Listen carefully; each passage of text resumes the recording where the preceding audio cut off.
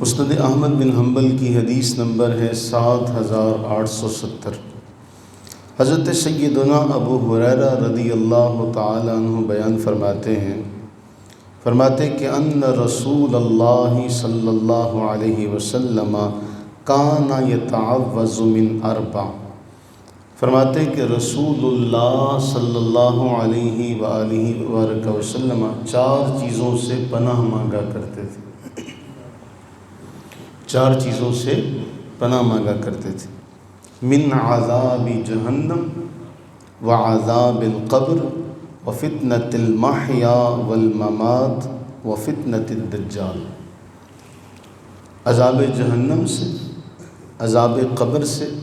زندگی اور موت کے فتنے سے، آزمائش سے، اور فتنہ دجال سے۔ ان 4 چیزوں سے نبی صلی اللہ علیہ وآلہ وسلم پناہ مانگا کرتے تھے۔ اب یہ حدیث جو ہے یہ بہت اہمیت کی حامل ہے۔ مسند احمد میں یہ اتنا سا ٹکڑا ہے، صحیح بخاری اور صحیح مسلم میں تفصیل کے ساتھ ہے۔ ابھی ہم جب آگے ذکر کریں گے، صحیح مسلم کے اندر یہ حدیث نمبر ہے 588، وہاں یہ بات مذکور ہے کہ رسول اللہ صلی اللہ علیہ وآلہ وبارک وسلم تشہد میں جب بیٹھتے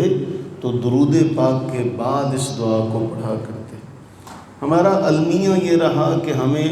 وہ جو دعائیں اللہ کے نبی صلی اللہ علیہ وآلہ وسلم نے سکھائی ہیں وہ دعائیں ہم صحیح طور پر یاد نہ کر سکیں، یا ہماری رسائی نہ ہو سکی، یا ہمیں احادیث طیبہ بتائی نہ گئی،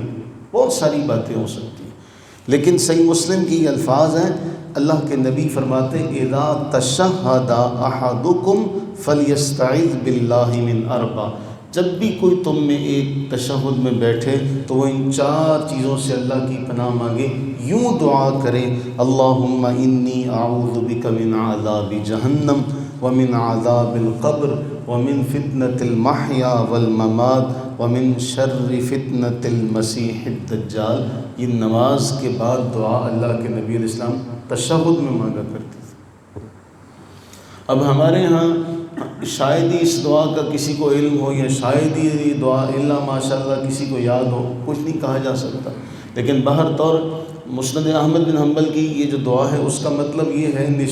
یہ نشاندہی اس بات کی طرف ہے کہ نبی علیہ السلام تشہد کے اندر آخر میں اس دعا کو مانگا کرتے تھے اور 4 چیزوں سے اللہ کی پناہ مانگتے تھے۔ اب ہمیں سکھایا جا رہا ہے، ہمارے معاشرے میں سکھایا دیا جاتا ہے نہیں کہ ہمارا تو جہنم سے کوئی لینا دینا نہیں، لہٰذا ہم اس سے کبھی پناہ ہی نہ مانگیں، اس کا کبھی ذکر ہی نہ کریں۔ رسول اللہ صلی اللہ علیہ وسلم نے تعلیم دینے کے لیے ہی صحیح، لیکن آپ نے ہر نماز میں یہ دعا مانگی ہے جو شاید ہم میں کسی کو آتی بھی نہ ہو۔ اور ہم جو صحیح بخاری کے اندر الفاظ ہیں ثم یتخیر من الدعاء اعجبہ الیہ فیدعو، کہ اللہ کے نبی علیہ السلام نے یہ دعا کا موقع ہے۔ ہم یہ جو بعد میں مانگتے ہیں نا، یہ تو ہم ایک کہہ لیں کہ خانہ پوری ہے،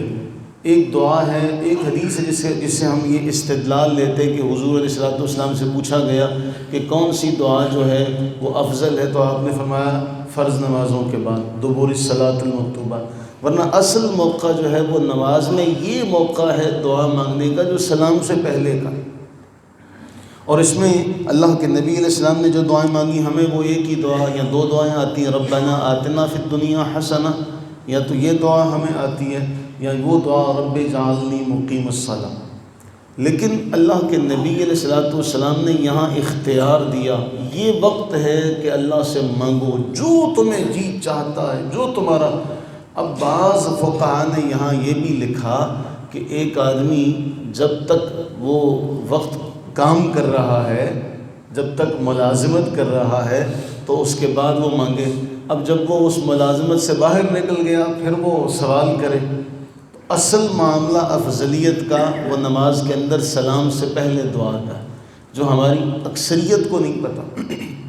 ہم اس پر پہلے بھی کئی بار بات کر چکے ہیں کہ رسول اللہ صلی اللہ علیہ وسلم نے یہ دعا بھی نماز کے اندر مانگی، اللہم انی ظلمت نفسی ظلما کثیرا ولا یغفر الذنوب الا انت فاغفر لی مغفرۃ من عندک وارحمنی انک انت الغفور الرحیم۔ یہ دعا آپ نے نماز میں مانگی۔ اور صحیح مسلم کے اندر ایک جملہ ہے، ذہن میں رکھیے گا، حضرت عبداللہ ابن عباس کے شاگرد ہیں حضرت طاؤوس، کیا نام ہے؟ حضرت طاؤوس۔ حضرت طاؤوس رحمہ اللہ اپنے دور کے اتنے بڑے تابعی گزرے ہیں کہ 50 صحابہ کرام علیہم رضوان کے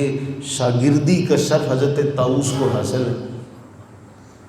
ایک دو نہیں، 50 صحابہ کرام علیہم رضوان کا دیدار انہوں نے کیا تھا، ان کی شاگردی انہیں حاصل تھی۔ صحیح مسلم کے اندر آتا ہے حضرت طاؤوس نے حضرت عبداللہ ابن عباس سے روایت کیا کہ رسول اللہ صلی اللہ علیہ وسلم نے یہ جو دعا ہے نا جو بھی ہم نے پڑھی کہ اللہم انی اعوذ بک من عذاب جہنم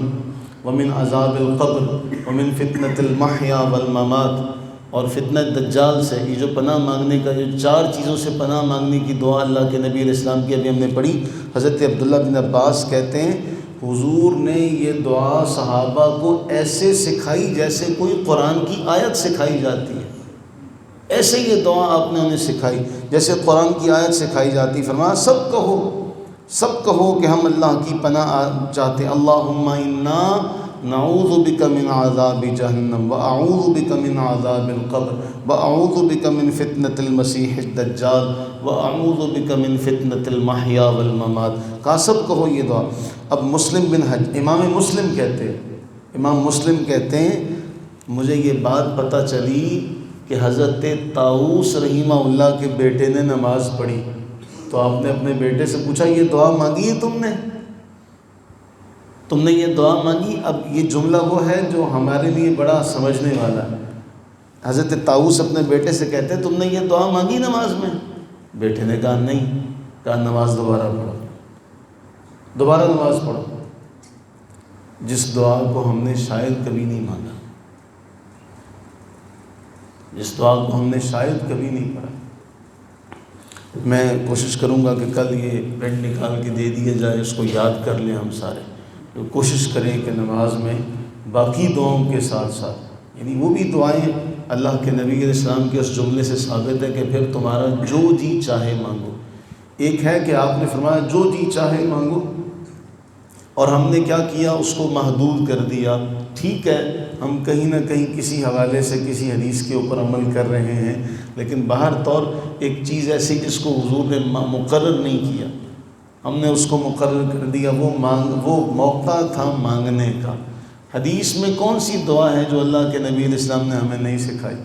قرض کے لیے نہیں سکھائی، رزق کے لیے نہیں سکھائی، زندگی کے لیے نہیں سکھائی، زندگی کی برکات کے لیے نہیں سکھائی۔ تو ہم وہ ذخیرہ حدیث سے ہم وہ فائدہ نہ اٹھا سکے جو ہمیں اٹھانا چاہیے تھا۔ اللہ سے دعا کریں کہ اللہ تعالی ہم سب پر اپنی رحمتیں برکتیں نازل فرمائے، اور ہمیں اپنا اور اپنے حبیب کریم سرور عالم صلی اللہ علیہ وسلم کا جو ہدایت کا جو خزانہ ہے اس سے فیضیاب ہونا نصیب فرمائے، اور ہمیں علم نافع عطا فرمائے، شرح صدر ہمیں نصیب فرمائے، آمین ثم آمین۔ اللہ